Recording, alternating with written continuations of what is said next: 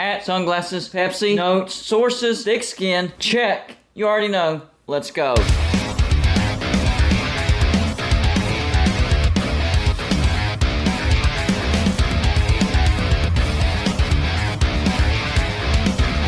Golden Blooded is a college football YouTube channel for entertainment. So make sure to hit that like and subscribe button, and let's get into our next college football video. Don't forget to send gear to represent your team. The address is P.O. Box 360, Liberty, South Carolina 29657. Yeah. Sorry if I don't have as much energy as usual. I'm still on the day where I'm not feeling great. I'm going to give it my best, but if I don't have as much energy, you know why. So I've already made a video on a situation to where the SEC and the Big Ten could actually fail if they don't include enough fan bases to represent if they did eventually split off from the rest of the NCAA and conferences and created their own playoffs and national championship. I think if they include the Big 12 and a lot of those other teams, then it would actually succeed. But if they split off themselves having 20 or 24 members, I actually think it would fail. And I kind of hinted at a leftovers conference. Basically, either the Big 12 or the Pac-12 or the ACC, whoever survives, adding members, it being the leftovers conference, but not being included with the SEC and the Big 10 at the highest level for the playoffs and national championship. So in this video, I actually want to focus on the leftovers conference. So these are all the teams that basically the SEC and the Big Ten pass on and say, we don't want you, either you don't fit our geography or you don't make enough money for us to add you. There's a lot of teams for this leftover conference, and I actually think this looks like a really good leftover conference. So the leftover conference will be made of basically the entire Big 12, parts of what was left over from the ACC, and parts of what was left over from the Pac-12, and some high brands from the group of 5. And I actually think that this turned out really, really well. So the members for the leftover conference: Oklahoma State, West Virginia, Texas Tech, Kansas State, Syracuse, Louisville, Miami Hurricanes, NC State, Iowa State, TCU, Baylor, BYU, Colorado, Utah, Washington State, Oregon State, Kansas, Cincinnati, UCF, Boston College, Wake Forest, Arizona, Arizona State, Memphis, Boise State, Cal, Stanford, Fresno State, San Diego State, SMU, Houston, and Pitt. So that's a total of 32 teams. So if you have a 32-team conference, you could actually have 4 pods of 8 teams. And I even think this turns out really, really good because it's very regional and the travel would be limited as far as having to travel across the country. Because remember, this would be a coast-to-coast conference. So you need to do pods so that the East teams don't have to travel over to the West as much, and the West teams don't have to travel over to the East as much. So here are the 4 pods. Pod number 1, you have Washington State, Oregon State, Arizona, Arizona State, Cal, Stanford, Fresno State, and San Diego State. So basically the leftovers of the Pac-12, adding Fresno State and San Diego State for that pod. So knowing that, you know, in this scenario, I do have the Big Ten picking up Oregon and Washington because they are not included in this. So that's pod number 1. Pod number 2, Oklahoma State, Texas Tech, Kansas, Kansas State, BYU, Colorado, Utah, and Boise State. So pod 1 is the West Coast. Pod 2 is kind of the Midwest type, or Southwest type actually. Southwest would probably describe it more. And it's limiting travel. That doesn't mean that they're not going to play any teams from the other pods. I will get to the scheduling here in a minute. Pod number 3,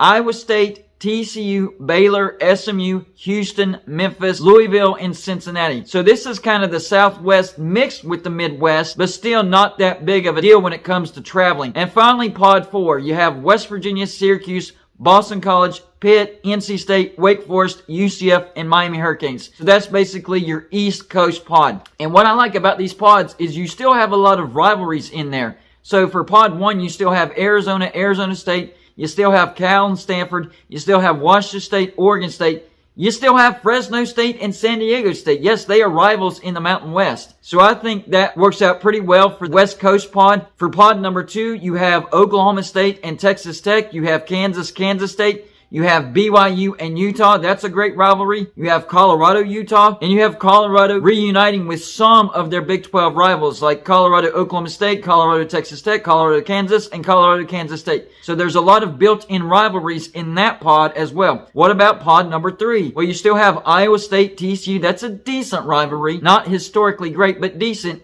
TCU, Baylor. That's a great rivalry. TCU, SMU. Baylor, SMU. Houston, TCU, Houston, SMU, Houston, Baylor, all Texas schools that would have great rivalries with each other. Memphis and Cincinnati, that's a good rivalry. Louisville and Cincinnati. And then, of course, you could have the budding rivalries that could be created out of this pod. So I really like pod number 3 as well. And then finally, pod number 4, you have West Virginia versus Pitt. That's the backyard brawl, one of the best rivalries in this entire conference. You also have West Virginia, Syracuse, West Virginia, Boston College, Syracuse, Boston College, Syracuse, Pitt, Boston College, Pitt. A lot of former Big East rivalries in there. You also have the Miami Hurricanes and Pitt. That's a good rivalry. Miami Hurricanes versus NC State. Wake Forest, Boston College. That's a decent rivalry. And then UCF. I know UCF is kind of the odd man out, but at least they have another Florida team in there with the Miami Hurricanes. Maybe that would be a budding rivalry that could get cultivated into a great rivalry. So I really like this conference. I really like these pods because they keep everything regional, and there are a lot of great rivalries within each pod. So I'm liking this. Now, as far as their scheduling goes, you could do one of two things. 8 conference games with 7 divisional games, 1 cross-divisional game. So you would play every team within your division or pod, and then 1 cross-divisional game where you will play a game against a team in one of the other pods.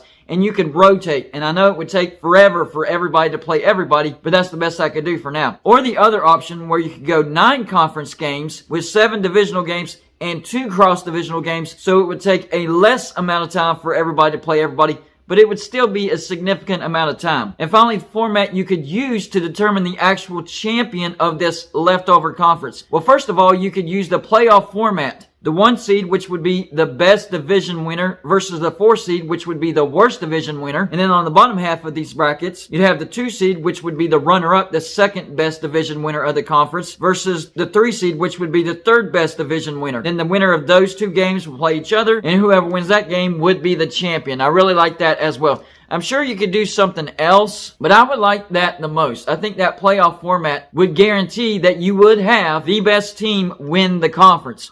Or you could keep the playoff format and go strictly by record and just say the 4 best teams instead of the winner of each division, because I do know that conferences are going away from divisions. But I think when you split up the 4 divisions, you're actually lessening the chances of a really bad team winning the conference. I think you're guaranteeing that at least the 2 best teams will be in this playoff format. But you could go in a different direction and just say the 4 best teams, and I would be totally fine with that and still have a playoff format to determine the champion of this conference. Now, the bad news is, in this scenario, this leftover conference would not be included at the highest level for the playoffs and national championship. So maybe this format to determine the champion of this conference would be their national championship. I know that's not the best scenario. Or you could pit your conference champion against 3 other conference champions from the former group of 5 conferences. Because I think with this leftover conference, 2 of the group of 5 conferences would end up dissolving, so you'd be left with 3. So that would leave you with a 4-team playoff format, the champion of your conference versus 3 of the champions from the other 3 conferences, which still wouldn't be the highest level as far as playoffs and national championship, but hey, it's better than nothing. The bottom line is, I really like this conference. I think this conference, if it happened, should actually be included at the highest level for the playoffs and national championship. But there are alternatives if that didn't happen. So y'all let me know in the comment section. Number 1, do you like this leftovers conference? Do you think it's possible that this could ever happen? Number 2, do you like the 4 pods that I created for this leftovers conference? Number 3, do you like the scheduling? Or which type of scheduling would you prefer? Maybe I didn't list a type of scheduling that you would prefer. And finally, do you like how I would determine the champion of this particular conference? And do you think that this conference should be included, if it were to happen, at the highest level for the playoffs and national championship? That's all I got for this show. Like and subscribe if you haven't already,